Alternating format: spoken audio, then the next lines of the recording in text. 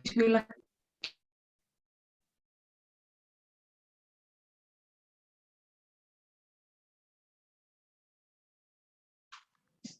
Baik, selamat pagi Bu Agnes dan teman-teman. Kami dari kelompok 8 akan mempresentasikan hasil diskusi kami tentang indera pendengar dan indera peraba. Untuk indera pendengar akan disampaikan oleh Saudari Cindy. Waktu dan layar saya persilahkan. Baik, terima kasih. Untuk indera pendengaran atau telinga, ini dibagi menjadi 3 bagian, yaitu telinga luar atau outer ear, yang kedua telinga bagian tengah atau middle ear, dan yang terakhir adalah telinga bagian dalam atau inner ear.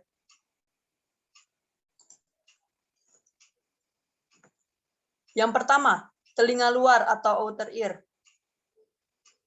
Struktur telinga ini terbentuk dari auricula atau daun telinga dan kanal pendengaran eksternal atau liang telinga. Auricula terbentuk oleh tulang rawan elastis yang melekat erat pada kulit yang miring. Fungsinya adalah untuk menangkap suara dan melokalisasi suara. Kemudian, yang kedua adalah liang telinga. Liang telinga dibentuk oleh tulang rawan dan tulang temporal. Ukurannya sekitar 4 cm dari tragus ke membran timpani, yang juga disebut sebagai gendang telinga dan melengkung membentuk huruf S. Kemudian bagian telinga yang kedua adalah bagian telinga tengah atau middle ear. Fungsi telinga bagian tengah adalah menghantarkan suara yang telah dikumpulkan auricula ke telinga dalam. Bagian telinga ini memanjang dari rongga ke membran timpani ke jendela oval yang terdiri dari tulang malleus, incus, dan stapes, dan banyak dinding yang rumit. Membran timpani berbentuk tipis dan semi-transparan yang memisahkan telinga luar dengan telinga tengah yang terdiri dari pars flaccida dan pars tensa.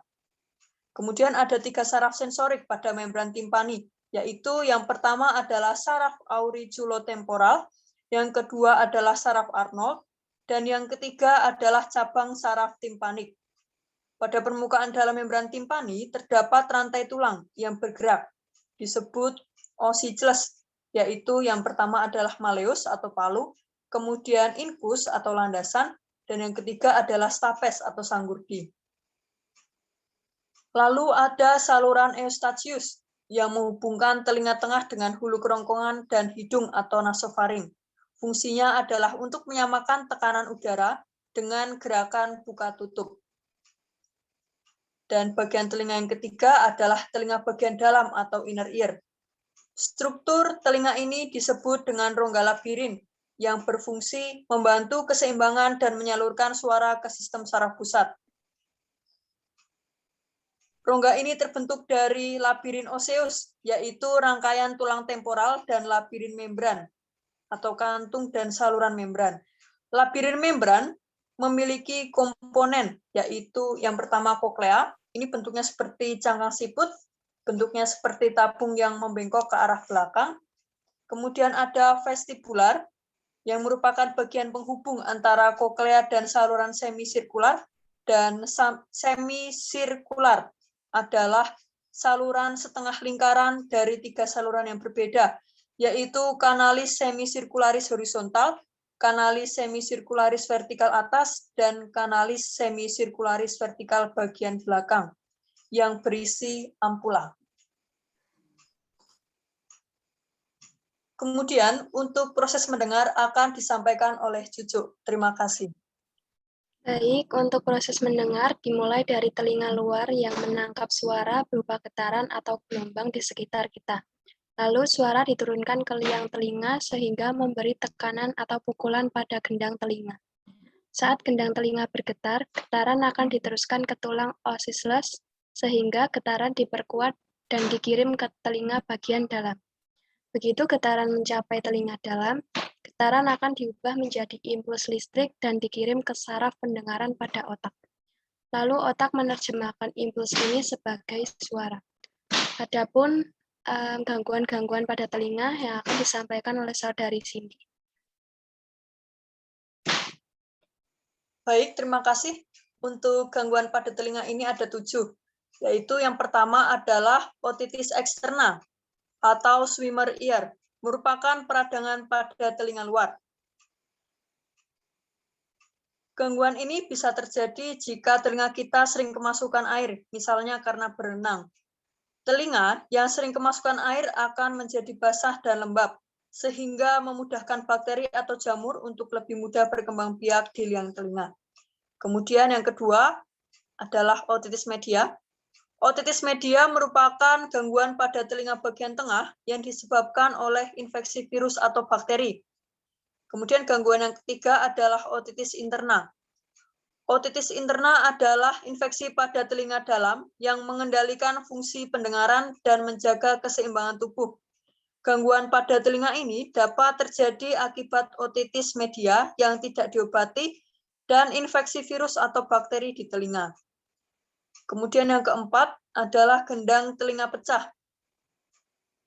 Gendang telinga dapat pecah apabila terjadi infeksi yang tidak diobati, telinga kemasukan benda asing, mengorek telinga terlalu dalam, dan benturan di telinga atau di kepala.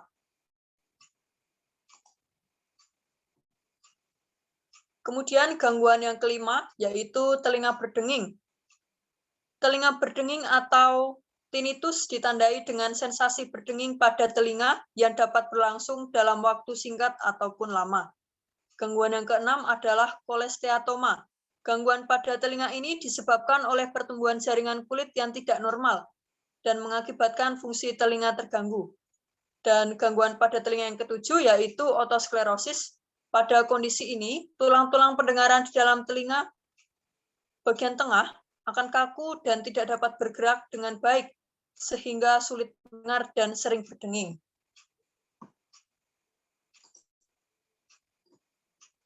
Kemudian untuk indera peraba akan disampaikan oleh Siska. Terima kasih. Baik, materi yang selanjutnya, indera peraba. Kulit adalah organ pembungkus permukaan luar tubuh. Kulit sebagai alat peraba memiliki banyak fungsi, antara lain melindungi tubuh dari gangguan lingkungan, tempat penyimpanan lemak, tempat pembentukan vitamin D dengan bantuan sinar matahari, alat pengeluaran membantu mengatur suhu, dan mengendalikan hilangnya air dari tubuh. Next.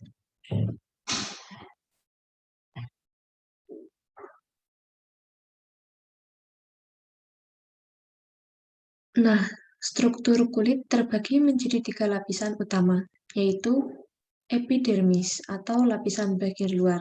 Adalah satu-satunya lapisan kulit yang bisa dilihat dan disentuh.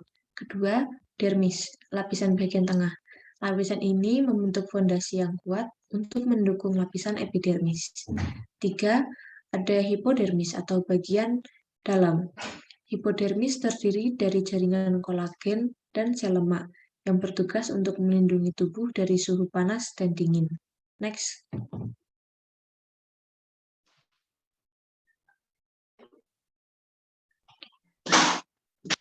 Proses stimulus. Memaknai stimulus yang masuk ke dalam otak melalui alat indera adalah pengambilan keputusan yang biasanya kita sebut dengan persepsi. Misalnya, ketika kita memegang benda yang ringan dan berserat dengan mata tertutup, kita berpersepsi bahwa benda tersebut berjenis kapas atau segumpal bulu halus. Next.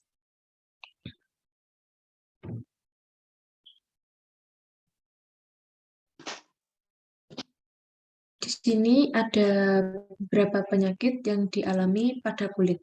Penyakit yang pertama, bisul. Ditimbulkan karena kebersihan yang buruk, luka yang terinfeksi, pelemahan diabetes, kosmetik yang menyumbat pori-pori, dan penggunaan bahan kimia lainnya. Yang kedua, kudis. Penyakit ini disebabkan oleh parasit tungau, terjadi karena tinggal di tempat yang kumuh dan tidak menjaga kebersihan. 3. Eksim. Eksim ditandai dengan rasa gatal berlebih pada kulit dan dibarengi warna kemerahan, bersisik atau pecah-pecah hingga timbul bintik-bintik kecil yang mengandung air atau nanah. Yang keempat, ada kurap. Kurap yang disebabkan oleh jamur pada kulit. Yang kelima, jerawat. Jerawat disebabkan karena kurang menjaga kebersihan kulit sehingga kotoran mengendap dan menimbulkan bintik yang disebut jerawat. Next.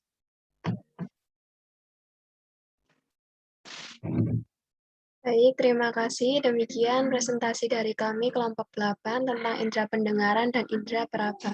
Semoga apa yang kami sampaikan dapat bermanfaat bagi kita semua. Dan terima kasih telah mendengarkan. Thank you.